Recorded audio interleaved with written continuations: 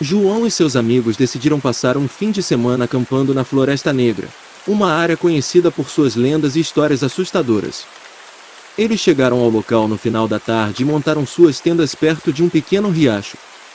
A noite caiu rapidamente, e o grupo se reuniu ao redor da fogueira para contar histórias de terror. Enquanto contavam histórias, um dos amigos, Pedro, mencionou uma lenda local sobre um caçador que havia desaparecido misteriosamente anos atrás. Segundo a lenda, ele ainda vagava pela floresta, mas não como um espírito, e sim como um homem que perdeu a sanidade e agora atacava qualquer um que invadisse seu território. Rindo, João e os outros amigos não levaram a história a sério. No entanto, à medida que a noite avançava, começaram a ouvir sons estranhos vindos da floresta. Galhos quebrando, sussurros e passos leves pareciam cercar o acampamento. Tentando manter a calma, eles decidiram que era apenas a imaginação pregando peças. Por volta da meia-noite, João acordou com um som alto e metálico. Ele saiu da tenda e viu que a fogueira estava quase apagada. Enquanto tentava reacender o fogo, percebeu uma figura sombria entre as árvores. A figura parecia estar observando, imóvel. João chamou seus amigos, mas ninguém respondeu. Com o coração acelerado, ele decidiu investigar. Pegou uma lanterna e se aproximou da figura. Quando a luz da lanterna iluminou o rosto da figura, João viu um homem com olhos vazios e uma expressão de dor. Era o caçador da lenda, mas ele estava vivo. Antes que pudesse reagir, o homem desapareceu entre as árvores, deixando João sozinho e aterrorizado. Ele correu de volta para o acampamento, mas encontrou as tendas vazias. Seus amigos haviam desaparecido. Desesperado, João tentou ligar para a polícia, mas não havia sinal. Ele passou o resto da noite acordado, ouvindo os sons assustadores da floresta. Quando o sol finalmente nasceu, João encontrou seus amigos a alguns metros do acampamento, desorientados e sem memória do que havia acontecido. Eles decidiram sair da floresta imediatamente. Desde aquele dia, João nunca mais voltou à Floresta Negra e sempre avisa a todos sobre o caçador que ainda assombra o lugar, não como um espírito, mas como um homem perdido e perigoso.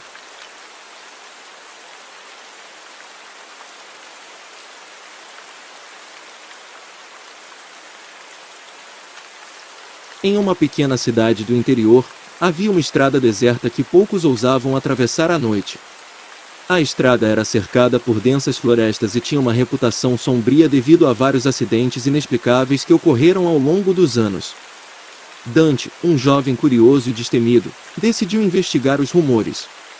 Ele acreditava que havia uma explicação lógica para os acidentes e queria provar que não havia nada de assustador na estrada. Uma noite, ele pegou seu carro e dirigiu até a estrada deserta, determinado a desvendar o mistério.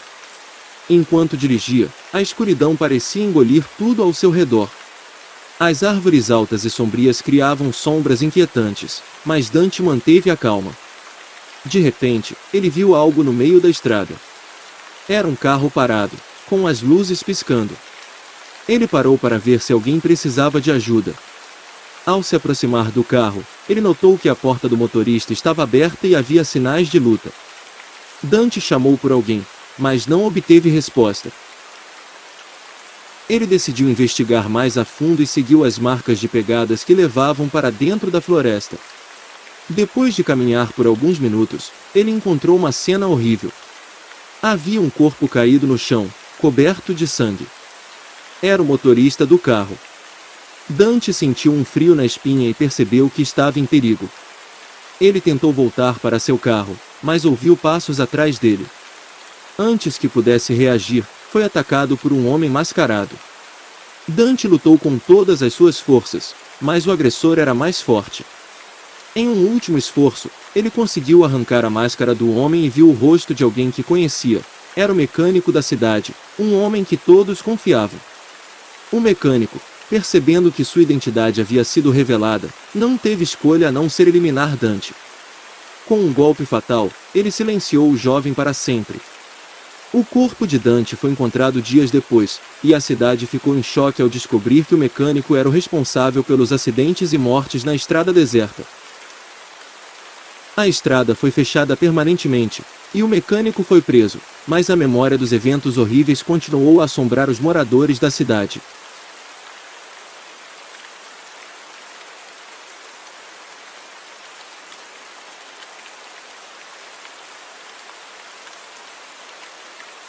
Eu nunca fui uma pessoa que acreditava em histórias de terror, mas o que aconteceu comigo naquela noite mudou completamente minha perspectiva.